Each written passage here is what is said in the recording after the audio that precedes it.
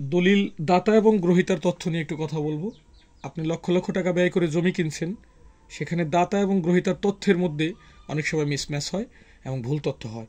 বিশেষ করে যাদের দলিলে নাম ভুল হয়, এনআইডি কার্ডের তথ্য ভুল হয়, বাবার নাম ঠিকানা ভুল হয়, খুব গুরুত্বপূর্ণ একটি বিষয়। জমি একবার রেজিস্ট্রেশন হয়ে গেলে এই ভুল কারেকশন করা অত্যন্ত কঠিন একটি কাজ, আপনি চাইলেই করতে পারবেন না। এটার জন্য আপনাকে সাফার করতেই হবে, মাস্ট। তাই দলিল দাতা যিনি আছেন তার তো তেমন কোনো প্যারা নেই, সে যাবেন, কাগজ দিবেন, লিখে নেবেন।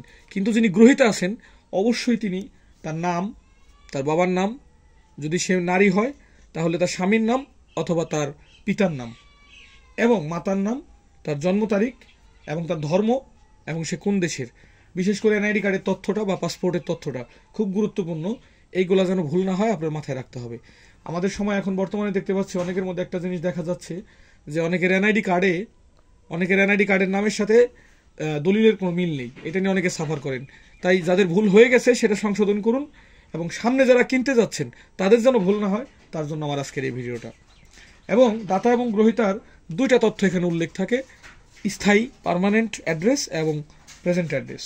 যদি কারো দুইটা তথ্য এক হয় তাহলে দিতে পারেন, কোনো সমস্যা নাই। আর যদি কেউ দুইটা তথ্য থাকে যে আপনার বাড়ি দোহার কিন্তু আপনি বসবাস করেন বরিশালে, তাহলে আপনার বর্তমান ঠিকানা বরিশাল হতে পারে, স্থায়ী ঠিকানা দোহার হতে পারে। আপনি চাইলে দুইটাকে এখানে ইম্পোর্ট করতে পারেন। ইভেন আরেকটা কথা বলে রাখছি, দাতা এবং গ্রহীতার যে ফার্স্ট ইনফরমেশনটা আছে এটার মধ্যে যেন ভুল না হয়। নাম, বাবার নাম, মায়ের নাম, স্বামীর নাম, জন্ম তারিখ এবং এনআইডি কার্ড বা পাসপোর্টের নাম্বারটা অথবা জন্ম নিবন্ধনের নাম্বারটা, এটা খুবই গুরুত্বপূর্ণ। আবারও ইন্ডিকেট করছে এটাকে। তাই দাতা গ্রহীতার নামের ব্যাপারটা খুব সাবধানের সাথে কাজটা করতে হবে। এবং যেদিন আপনার জমি দলিল হবে, রেজিস্ট্রেশন হবে, তার থেকে কমপক্ষে 2 থেকে 3 দিন আগে আপনার ড্রাফট কপিটা বের করবেন। ভুল ত্রুটিগুলো চেক করে তারপরে আপনি জমা দিবেন। সকলকে ধন্যবাদ।